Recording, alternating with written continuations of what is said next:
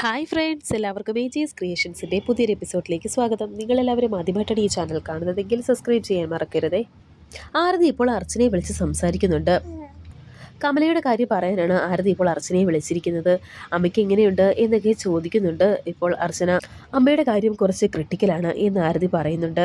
ഗൗരിമോളുടെ കാര്യം അറിയാമല്ലോ, എനിക്കിപ്പോൾ ഇവിടുന്ന് പെട്ടെന്ന് മാറി നിൽക്കാൻ സാധിക്കില്ല എന്ന് അർച്ചന പറയുമ്പോൾ ആരതി പറയുന്നുണ്ട്, ആരുടെയും പ്രാർത്ഥന ദൈവം ഇന്ന് കേട്ടെന്ന് വരില്ലായിരുന്നു, ഇന്നത്തെ കൊണ്ടെല്ലാം തീർന്നേനെ എന്ന് പറയുമ്പോൾ എന്താ ആരതി പറയുന്നത് എന്ന് അർച്ചന ചോദിക്കുന്നു.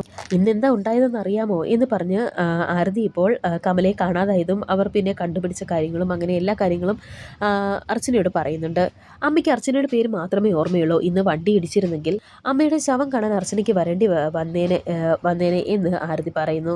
ഇത് കേട്ട് അർച്ചന കരഞ്ഞുകൊണ്ട് പറയുന്നുണ്ട്, ദൈവത്തെ ഓർത്ത് അങ്ങനെയൊന്നും പറയില്ല ആരതി, എനിക്കിനി പറയാതിരിക്കാൻ സാധിക്കില്ല. ഇനിയും സത്യം മറച്ചു വെച്ച് അവിടെ നിൽക്കാനാണ് അർച്ചനയുടെ ഭാവമെങ്കിൽ എല്ലാവരുടെയും ജീവിതം കൈവിട്ടു പോകും എന്ന് പറയുകയാണ് ഇപ്പോൾ ആരതി. എൻ്റെ കുഞ്ഞ് ഈ അവസ്ഥയിൽ കിടക്കുമ്പോൾ ഞാൻ എന്ത് വേണമെന്ന് ഈ പറയുന്നത് എന്ന് കരഞ്ഞുകൊണ്ട് അർച്ചന ചോദിക്കുന്നുണ്ട്. അതൊന്നും എനിക്കറിയില്ല, എനിക്കൊന്നേ പറയാനുള്ളൂ, അർച്ചന എത്രയും പെട്ടെന്ന് സച്ചിയുടെ ജീവിതത്തിലേക്ക് തിരിച്ചു വരണം. ഇന്നെങ്കിൽ ഇന്ന്, നാളെയാണെങ്കിൽ നാളെ ഈ കള്ളക്കളി ഉടൻ തന്നെ അവസാനിപ്പിക്കണം. ഓർമ്മ തിരിച്ച് കിട്ടിയിട്ട് ഗൂഗിൾ സാറിൻ്റെ ഭാര്യയായി ഇന്നും അവിടെ തുടരുന്നില്ലേ, അതിനെ എന്തായാലും എനിക്ക് കള്ളക്കളി എന്നേ പറയാൻ പറ്റൂ എന്നൊക്കെ ആരതി പറയുമ്പോൾ വളരെ സങ്കടത്തോടെ അർച്ചന പറയുന്നുണ്ട്, ഇത് കള്ളക്കളിയല്ല, ഇത് നിസ്സഹായ അവസ്ഥയാണ്. എൻ്റെ സ്ഥാനത്ത് ആരാണെങ്കിലും അതേ ചെയ്യുകയുള്ളൂ. ഇതൊക്കെ കേട്ടപ്പോൾ ആരതി പറയുന്നുണ്ട്, ഇതിലും കോടതിയിൽ ഇതിനേക്കാൾ വലിയ സാഹചര്യം കണ്ട് മനസ്സ് മരവിച്ചിട്ടുണ്ട് എനിക്ക്. അതിനേക്കാൾ വലിയ ജീവിതാവസ്ഥയൊന്നും അർച്ചനയുടെ ജീവിതത്തിലില്ല. എൻ്റെ നോട്ടത്തിൽ ഇത് അർച്ചനയ്ക്ക് പരിഹരിക്കാൻ കഴിയുന്ന നിസ്സാര കാര്യമാണ് എന്നൊക്കെ ആരതി പറയുന്നു. ഈശ്വര, ഒരു വശത്ത് എൻ്റെ മകൾ, ഒരു വശത്ത് എൻ്റെ അമ്മ, ഇതിൽ ഞാൻ ആരെയാണ് നോക്കേണ്ടത് എന്നൊക്കെ ഇങ്ങനെ പറയുകയാണ് അർച്ചന. ഉടനെ ഇത് കേട്ട് ആരതി പറയുന്നുണ്ട്, ഇതൊന്നും എനിക്ക് വലിയ കാര്യമായി തോന്നുന്നില്ല. അർച്ചനയ്ക്ക് ഓർമ്മ തിരിച്ചു കിട്ടിയ വിവരം ഞാൻ സച്ചിയോട് പറഞ്ഞാൽ എല്ലാം അവസാനിക്കും. സച്ചിയുടെയും അമ്മയുടെ അവസ്ഥ എനിക്ക് കണ്ടു നിൽക്കാൻ സാധിക്കുന്നില്ല. അർച്ചന ഇനിയും ഒരു തീരുമാനം എടുത്തില്ലെങ്കിൽ ഞാൻ എല്ലാ സത്യവും സച്ചിയോട് പറയും.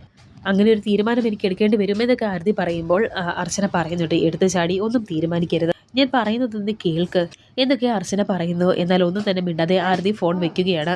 ഫോൺ വെച്ചതിന് ശേഷം അർച്ചന ഇങ്ങനെ മനസ്സിൽ വിചാരിക്കുന്നുണ്ട്, ആരതി സച്ചിയേട്ടനോട് എല്ലാം പറഞ്ഞാൽ ആ നിമിഷം തന്നെ സച്ചിയേട്ടൻ ഇവിടേക്ക് വരും, പിന്നെ എന്താ ഉണ്ടാകുക എന്ന് പോലും അറിയില്ല എന്നൊക്കെ ഇങ്ങനെ മനസ്സിൽ വിചാരിക്കുന്നു. അത് വളരെ സങ്കടത്തോടെ തന്നെ.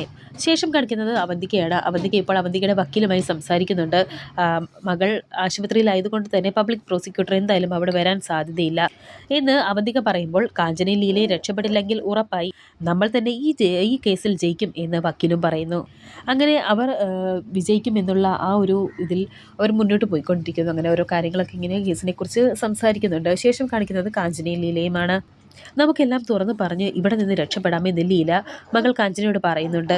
ഇത് കേട്ട് കാഞ്ചന ചോദിക്കുന്നുണ്ട്, സത്യം തുറന്നു പറഞ്ഞാൽ നമ്മളെ അവർ ജീവനോടെ വിട്ടയക്കുമെന്ന് അമ്മയ്ക്ക് വല്ല ഉറപ്പുണ്ടോ?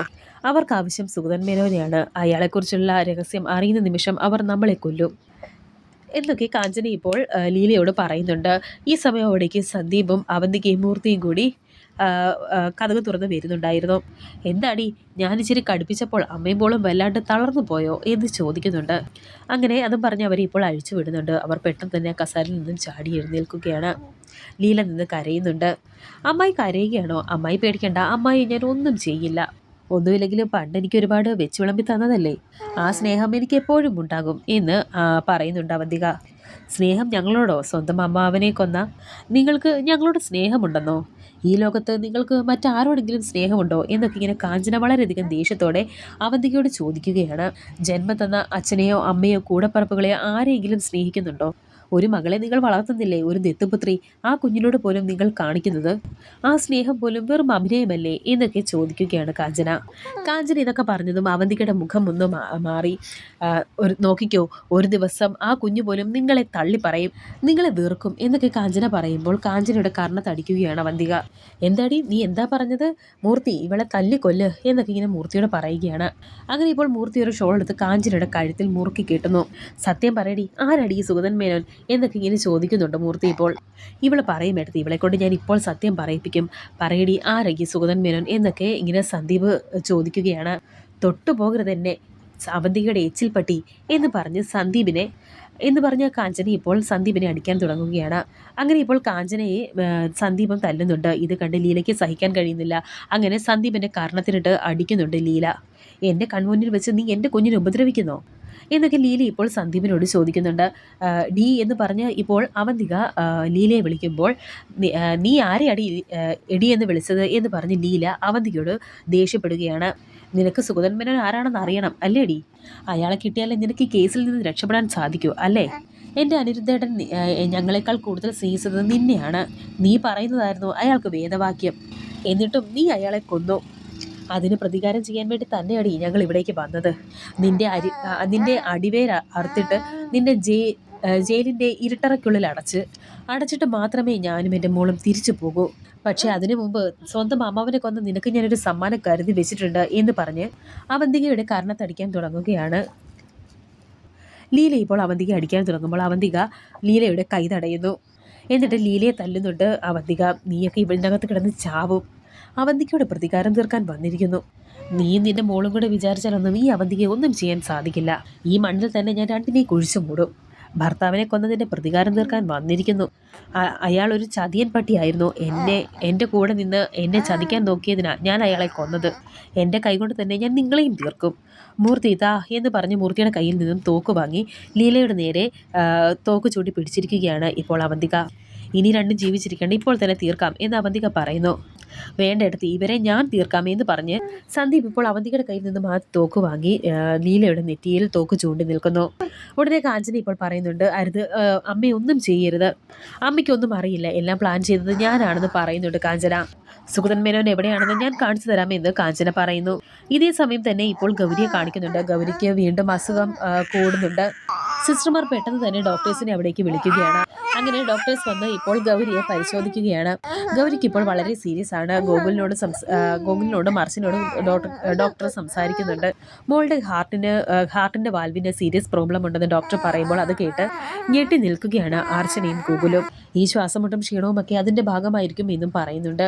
മരുന്ന് കഴിച്ചാൽ മാറില്ലേ എന്ന് അർച്ചന ഡോക്ടറോട് ചോദിക്കുമ്പോൾ അത് റിസ്ക് ആണ്, സർജറി ചെയ്യുന്നതാണ് ഏറ്റവും നല്ലത് എന്ന് ഡോക്ടർ പറയുന്നു.